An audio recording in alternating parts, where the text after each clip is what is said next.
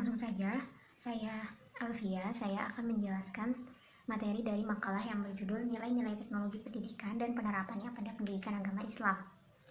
Seiring berkembangnya zaman, ilmu pendidikan dan teknologi tidaklah dapat dipisahkan, karena keduanya memiliki keterkaitan yang sangat erat. Dalam era globalisasi saat ini, tidaklah bisa dipungkiri bahwa teknologi memiliki peranan yang sangat penting dalam ilmu pengetahuan, khususnya dalam dunia pendidikan. Nah, di dalam teknologi pendidikan ada beberapa nilai-nilai tertentu. Yang pertama yaitu nilai-nilai yang berhubungan dengan belajar. Sebagai bidang ilmu yang berdedikasi untuk penerapan pengetahuan yang terorganisir untuk peningkatan pembelajaran dan kinerja, riset menyediakan dasar dari praktek. Riset mendasar terhadap variabel-variabel yang berhubungan seperti psikologi, sains kognitif, psikologi pendidikan, dan antropologi. Peneliti teknologi pendidikan mempelajari cara menganalisis dan meningkatkan proses penciptaan bahan dan sistem instruksional, menciptakan media dan lingkungan belajar yang berbasis komputer, menggunakan media dan teknologi informasi di ruang kelas, dan mengatur semua aktivitas yang berhubungan dengan manajemen proyek dan teknologi layanan administrasi. Riset tentang program dalam teknologi pendidikan sangat dihargai dan dibutuhkan secara terus-menerus. Dengan hasil yang dibagikan, maka hasil penelitian dapat dipraktekkan. Dengan menekankan pada mempelajari isu global yang berhubungan dengan inovasi pendidikan dan penggunaan teknologi yang tepat bagi pelajar, riset pada teknologi pendidikan dapat terus mendukung perkembangan praktik secara mendunia.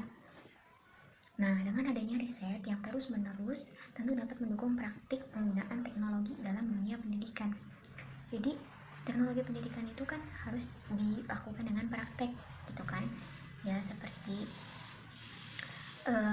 menciptakan media di lingkungan belajar yang berbasis komputer. Jadi memang sekarang udah banyak ya yang sekolah yang menggunakan semua itu berbasis komputer, seperti ujian-ujian yang sudah dilakukan berbasis komputer seperti itu.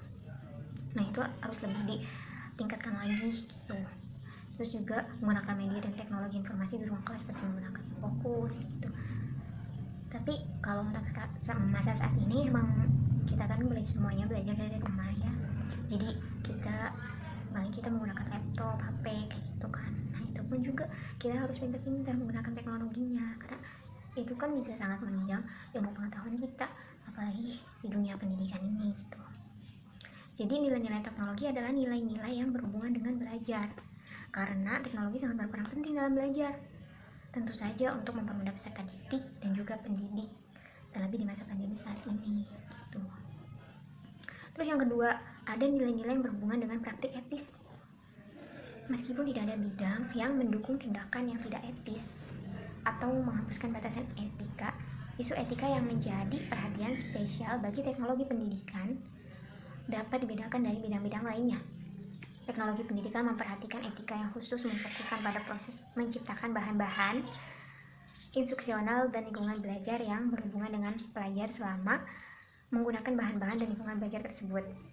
Jadi menggunakan teknologi dalam dunia pendidikan, kita harus tahu, kita harus tetap memperhatikan sikap dan etika kita dalam memanfaatkan teknologi. Jangan sampai kita salah menggunakan teknologi dalam dunia pendidikan.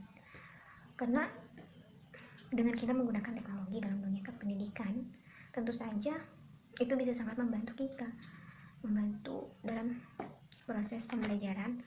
Jadi kita harus beretika sebaik mungkin. Nah, nilai-nilai ini juga berhubungan dengan teknologi pendidikan. Nah, mungkin hanya itu yang bisa saya sampaikan, hanya 2 poin saja. Nanti selanjutnya akan dilanjutkan oleh teman kelompok saya. Sekian dari saya dan terima kasih. Baik, untuk nilai-nilai teknologi yang ketiga yaitu nilai-nilai yang berhubungan dengan memfasilitasi pembelajaran. Untuk memulainya, teknologi pendidikan membagi komitmen utama dari pendidikan untuk membantu orang-orang belajar. Teknologi pendidikan memiliki misi untuk menolong orang-orang belajar lebih baik daripada yang dapat mereka lakukan melalui cara-cara mereka sendiri atau melalui intervensi pihak lain yang tidak memiliki kualifikasi teknologi pendidikan. Menyediakan fasilitas yang lebih baik dari sarana pembelajaran, artinya menciptakan pengalaman dan menyediakan lingkungan di mana peserta didik termotivasi untuk belajar, berkembang lebih cepat, terus mendapatkan yang lebih, dan mampu menerapkan pengetahuannya lebih baik. Meningkatkan teknologi pendidikan ini melalui teknologi yang menyediakan akses kepada lebih banyak orang dan meningkatkan pembelajaran lebih efektif. Meningkatkan akses terhadap pembelajaran, meskipun konsep tentang akses terhadap pembelajaran tidak secara eksplisit muncul dalam definisi, teknologi pendidikan memiliki komitmen untuk menggunakan teknologi informasi dan komunikasi untuk memperluas pendidikan kepada orang-orang yang mungkin tidak mendapatkan pelayanan. Contoh, radio broadcast telah digunakan untuk memperluas kesempatan pendidikan terhadap penduduk perkotaan pada negara-negara kurang berkembang, di Asia, di Afrika, di Amerika Latin. Terus ada televisi. Televisi juga sudah digunakan untuk meningkatkan kualitas instruksi di ruangan kelas, baik pada negara-negara maju ataupun negara-negara di dunia. Kemudian ada video conference, digunakan sehari-hari khususnya dalam setting perusahaan untuk memberikan kesempatan latihan untuk peserta yang berada jauh dari pusat pelatihan. Tidak hanya memungkinkan untuk memperluas akses terhadap pembelajaran melalui ICT, hal ini juga merupakan kepentingan moral untuk menciptakan kesempatan pendidikan yang sama terhadap etnis, komunitas, geografis, tanpa memperhatikan jarak atau kerugian ekonomis. Persamaan perkembangan sosial dan ekonomi memberikan kontribusi untuk langkah global dan stabilitas. Teknologi pendidikan mempunyai peran kunci dalam perkembangan kesempatan pembelajaran yang sama, seperti di Amerika Serikat dan di seluruh dunia. Keempat, nilai-nilai yang berhubungan dengan peningkatan kinerja. Sebagai suatu bidang yang mengklaim memberikan bantuan kepada publik, teknologi pendidikan harus mampu membuat kasus yang kredibel untuk menawarkan beberapa manfaat publik. Teknologi pendidikan harus menyediakan cara yang super untuk mencapai tujuan yang berharga. Pada bagian ini akan memfokuskan pada cara-cara di mana teknologi pendidikan memberikan kontribusi terhadap efisiensi dan efektivitas dalam mencapai tujuan pembelajaran dan kinerja. Kinerja ini berhubungan dengan kinerja peserta didik, kinerja guru, dan kinerja organisasi. Pertama, untuk meningkatkan kinerja peserta didik. Tujuan memfasilitasi pembelajaran bukan hanya sekedar pemanggilan informasi dalam jangka waktu pendek, akan tetapi kemajuan jangka panjang untuk menetapkan pengetahuan, keterampilan, dan sikap dalam kehidupan yang sebenarnya. Pada masa lalu, mereka yang mendesain dan menggunakan bahan instruksional atau lingkungan pembelajaran cenderung untuk mengukur kesuksesan dalam bentuk skor dari proses yang dilakukan. Tes yang dibutuhkan hanya pemanggilan kembali informasi verbal dalam jangka waktu yang pendek. Pada akhir-akhir ini, riset dalam psikologi kognitif dan ilmu saraf telah mengembangkan pemahaman kita tentang dinamika dan dari proses belajar. Kita dapat mengenal perbedaan kualitatif dalam pengertian perubahan fisik pada otak antara pengetahuan yang dangkal dan pengetahuan yang dapat digunakan secara aktif. Weigel membedakan antara surface learning dan deep learning. Surface learning dicirikan dengan hanya menghafal fakta, melaksanakan prosedur tanpa berpikir, mendapatkan sedikit nilai atau makna dalam pengetahuan, memperlakukan bahan sebagai kumpulan informasi yang tidak berhubungan, dan belajar tanpa kesadaran akan tujuan atau strategi. Sebaliknya, dalam deep learning, peserta didik menghubungkan ide-ide dengan pengetahuan sebelumnya, mencari pola yang mendasar, mengkaji secara kritis, dan merefleksikan pemahaman mereka sendiri. Kemudian, meningkatkan kinerja guru dan desainer. Selain untuk meningkatkan peserta didik, teknologi pendidikan bertujuan untuk meningkatkan kinerja guru dan desainer. Alat-alat untuk desain instruksional bermaksud untuk membantu perencanaan mengembangkan bahan dan sistem instruksional lebih efektif dan efisien. Tujuannya untuk membantu praktisi yang masih di bawah standar untuk memperoleh hasil yang lebih baik. Sebagai tambahan, untuk memberikan mereka alat-alat yang lebih baik, teknologi pendidikan berusaha untuk memberikan kepada para praktisi persiapan profesional yang lebih baik. Selanjutnya, meningkatkan kinerja organisasi. Selain tadi meningkatkan kinerja peserta didik dan juga kinerja guru, teknologi pendidikan bertujuan untuk meningkatkan kinerja organisasi itu sendiri. Terutama sekali hal ini dilakukan dengan cara pertama, meningkatkan produktivitas dari proses belajar, membantu orang-orang di dalam organisasi memperoleh keterampilan yang baru secara lebih cepat dan dengan biaya yang lebih sedikit. Terus menghemat waktu dan biaya bagi suatu organisasi. Akan tetapi, terdapat beberapa cara untuk meningkatkan kinerja organisasi lebih dari sekedar pelatihan. Orang-orang dalam organisasi dapat dibantu untuk menjadi lebih produktif dengan cara pertama, mendapatkan alat atau sarana yang lebih baik. Kedua, memiliki suasana kerja yang lebih baik. Ketiga, menjadi termotivasi untuk bekerja lebih keras. Keempat, memiliki akses terhadap bantuan kinerja atau bentuk bantuan kognitif yang dibutuhkan. Yang kelima, yaitu ada nilai-nilai yang berhubungan dengan penciptaan, penggunaan, dan pengaturan. Ahli teknologi pendidikan meyakini bahwa keputusan yang dibuat dalam penciptaan dan penggunaan sumber belajar dapat dan harus mendapatkan pencerahan oleh pengetahuan empiris. Pada saat yang sama, mereka mengakui bahwa penciptaan dan penggunaan sumber belajar membutuhkan lompatan imajinasi seperti yang mereka lakukan desainer instruksional, tidak dapat melakukan cut and paste bahan-bahan yang diciptakan sebelumnya. Mereka biasanya harus menciptakan sesuatu yang baru dan bahan-bahan yang baru. Instruktur menggunakan bahan-bahan yang didesain harus membuatnya harus diadaptasi karena masing-masing situasi memiliki aspek yang unik. Maka, teknologi pendidikan melibatkan keduanya yaitu seni dan sains. Dalam prakteknya, dan ia menerima nilai-nilai dari karya seni seperti nilai-nilai clear secara empiris. Praktisi reflektif yang disebutkan sebelumnya merupakan aspek yang terpenting bagi bidang teknologi pendidikan. Refleksi pada suatu praktek merupakan hal yang vital bagi peran aktif guru, desainer yang harus dilaksanakan dalam penciptaan dan penggunaan bahan-bahan dan strategi teknologi pendidikan. Yang keenam yaitu ada nilai-nilai yang berhubungan dengan ketepatan seperti yang sudah dibahas sebelumnya. Proses dan sumber daya dapat diartikan harus dimodifikasi dengan istilah ketepatan, yang artinya susunan dan compatible dengan tujuan yang diinginkan dan panduan etika.